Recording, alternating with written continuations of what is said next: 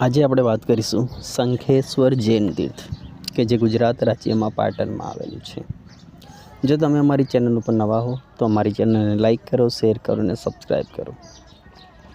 શંખેશ્વર જૈન તીર્થ પાર્શ્વનાથને સમર્પિત છે, એટલે કે આ તીર્થધામ જૈન ધર્મનું ઘણું મહત્વપૂર્ણ યાત્રાધામ તરીકે ઓળખવામાં આવે છે। પ્રાચીન શાસ્ત્રો અનુસાર આ વિસ્તારને શંખાપુર તરીકે ઓળખવામાં આવતો હતો।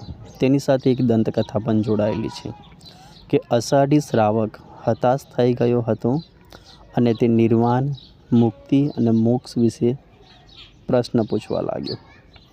આ સમયગાળા દરમિયાન તેના બધા જ પ્રશ્નોના જવાબ નવમા તીર્થકર દામોદર સ્વામીએ કહ્યું હતું કે પાર્શ્વનાથમાં અવસમર્પિતકામ 23મા તીર્થકર હશે, એટલે કે તમે તેનો આર્યઘોષ નામના ગંધર્વ બનજો અને મોક્ષ પ્રાપ્ત કરશે।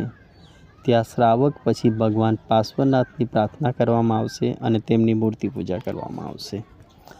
શંખેશ્વરમાં આવેલું જૈન તીર્થ ઘણું પ્રાચીન છે કે જેનું વિક્રમ સંવત 1286માં ગુજરાતના વાસ્તુપાળ અને તેજપાળ સેનાપતિ દ્વારા તેમનું પુનઃનિર્માણ કરવામાં આવેલું છે।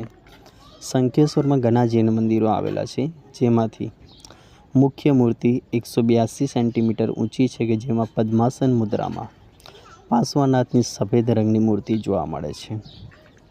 શંખેશ્વર પાર્શ્વનાથ એ ભગવાન પાર્શ્વનાથની 108 મૂર્તિમાંની એક છે કે જે શંખેશ્વર જૈન તીર્થમાં જોવા મળે છે। અહીં જૈન આચાર્ય સુરેન્દ્ર સૂરીએ બંધાવેલ ભક્ત મારા સ્ત્રોતને સમર્પિત એક મંદિર છે કે જેમાં 84 યંત્રો આવેલા છે અને તેની પૂજા થાય છે। એ સિવાય શંખેશ્વર જૈન તીર્થમાં ઉપાશ્રય, આયંબિલ શાળા, ભંડાર, પાઠશાળા તેમજ એક વિશાળ હોલ આવેલો છે, જેનો ઉપયોગ યાત્રાળુઓ અને મુસાફરો રોકાવા માટે તેમજ ભોજન સમારોહ માટે કરે છે। આમ ભારતની અંદર પ્રાચીન ધર્મોમાંનો એક જૈન ધર્મ અને આ જૈન ધર્મને સમર્પિત કેટલાય મંદિરો ગુજરાતમાં આવેલા છે, જેમાંનું જ એક મંદિર એટલે કે શંખેશ્વર જૈન તીર્થ તરીકે જેને ઓળખવામાં આવે છે તે ગુજરાતના પાટણ શહેરમાં આવેલું છે। જો તમને અમારી માહિતી સારી લાગી હોય તો અમારી ચેનલને લાઈક કરો, શેર કરો અને સબસ્ક્રાઈબ કરો। તેમજ તમને આ મંદિર જો તમે મુલાકાત લીધી હોય તો તમને કેવું લાગ્યું એ કમેન્ટ બોક્સમાં જરૂર જણાવજો।